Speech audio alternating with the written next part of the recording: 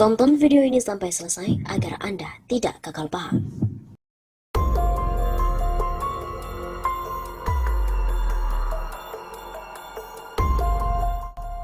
Ngeri-ngeri, Jokowi telah sembunyikan utang ratusan triliun.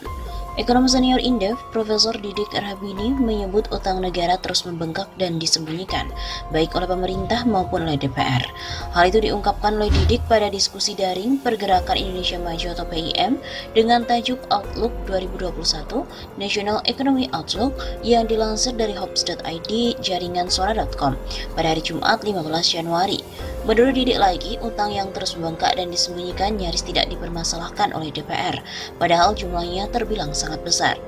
Ini disembunyikan 921 triliun, tidak dibahas di DPR, tapi yang dibahas 446,3 triliun SBN, sedangkan 475,2 triliun untuk membayar jatuh tempo. Negara ini makin otoriter. Pada tahun 2021 tanpa persetujuan DPR tidak apa-apa, utang diteruskan sampai 1.530,8 triliun rupiah. Mengubah utang tidak ada woro-woro di DPR. Didik secara tak langsung mengaku kecewa dengan capaian Jokowi di bidang ekonomi. Sebab, sejak 2 tahun terakhir, utang negara terus mengalami pembengkakan. Itulah mengapa dia mengatakan pemerintah sedang berjalan ugal-ugalan. Pemerintah ugal-ugalan sejak tahun 2019, zaman Jokowi utang itu terus bertumpuk-tumpuk, tidak pernah dikendalikan. Berkaca pada kenyataan tersebut, Didik tak sungkan menyebut Jokowi sebagai raja utang. Bukan hanya itu, secara keseluruhan pemerintahan yang saat ini menjabat juga layak untuk disebut demikian. Jadi Jokowi ini raja utang. Pemerintahan Jokowi dengan data ini adalah raja utang. Parahnya, kata Didik, pemerintah seakan tak bisa berbuat banyak mengatasi permasalahan besar itu. Bahkan menurutnya Menteri Keuangan Sri Mulyani sebenarnya memahami situasi ini. Namun dia juga tak bisa berbuat banyak lantaran tekanan politik yang kuat. Menteri Keuangan Sri Mulyani ngerti, ini bukan tidak ngerti, tapi dia tidak bisa apa-apa dengan tekanan politik. Jadi kalau kita kritik ya dia marah-marah, salah dia. Begitu ucapnya. Tak hanya itu, mantan Presiden ke-6 SBY pun juga menyebut era Jokowi utang tinggi dan tidak aman.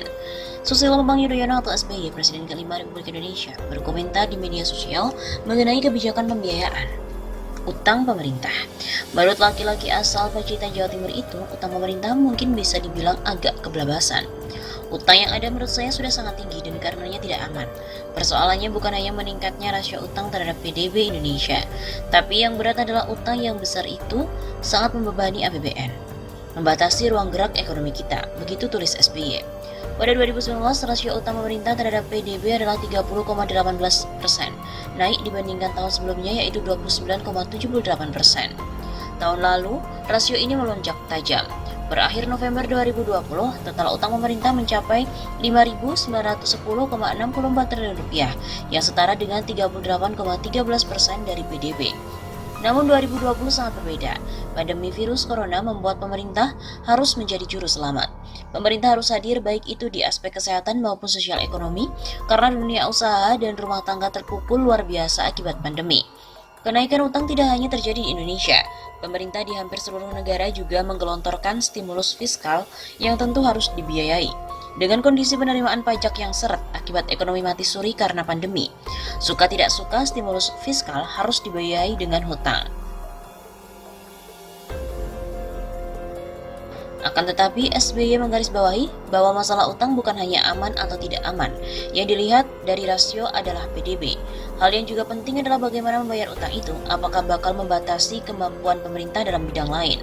Betapa berat ekonomi kita jika misal 40% lebih belanja negara harus dikeluarkan untuk membayar cicilan dan bunga hutang. Jadi jangan hanya berlindung pada persentase debt to GDP ratio yang dianggap masih aman dan diperbolehkan undang-undang.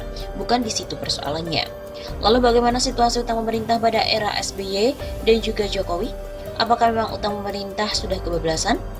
Pada sisi pertumbuhan, rata-rata utang pemerintah pada masa Jokowi periode 2015 sampai 2019 naik 12,96% per tahunnya. Sedangkan rata-rata pertumbuhan utang pada masa SBY yaitu sebesar 10,51% per tahun, dan pada periode pertama 2005 sampai 2009 hanya 4,38% per tahunnya. SBY juga menyinggung soal pembayaran bunga utang yang membuat manuver APBN menjadi terbatas. Apakah pada masa pemerintahan Jokowi pos ini semakin meningkat? Selama 2016 sampai 2019, rata-rata rasio pembayaran bunga utang terhadap belanja negara secara keseluruhan adalah 10,56% per tahun. Sedangkan pada 2010 sampai 2014 adalah 7,36% dan 2005 sampai 2009 ada di angka 10,83%. Rasio pembayaran bunga utang era Jokowi lebih tinggi ketimbang SBY periode kedua, tapi lebih rendah ketimbang pemerintahan SBY jilid pertama.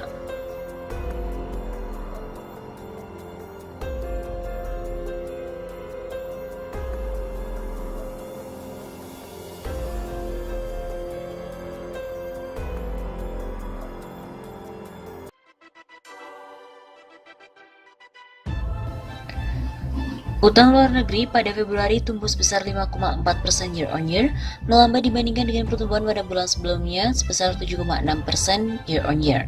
Perkembangan tersebut terutama didorong oleh perlambatan utang luar negeri publik.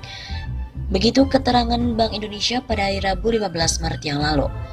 Lebih rinci lagi, posisi utang luar negeri pemerintah pada akhir Februari 2020 sebesar 200,6 miliar dolar Amerika Serikat atau tumbuh 5,1%, lebih rendah dari pertumbuhan bulan sebelumnya. Penurunan utang luar negeri pemerintah tersebut dipengaruhi oleh sentimen global sebagai dampak pandemi virus corona yang meluas. BI menyebut utang luar negeri pemerintah dikelola hati-hati dan kredibel agar mendukung belanja pemerintah pada sektor prioritas. Sektor prioritas tersebut meliputi sektor jasa kesehatan dan kegiatan sosial, 23,4% dari total ULN pemerintah, sektor jasa pendidikan 16,3%, sektor konstruksi 16,2%, sektor jasa keuangan dan asuransi 12,8%, dan sektor administrasi pemerintah, pertahanan dan jaminan sosial wajib 11,6%. Akan tetapi, diberitakan lagi posisi utang Indonesia pada akhir Mei 2020 telah berada di angka 5.258,57 triliun rupiah. Nilai ini naik dari posisi akhir April yang berkisar 5.172 triliun rupiah. Rasio utang per akhir Mei 2020 naik di angka 32,09% dari PDB dari bulan sebelumnya di angka 31,78%.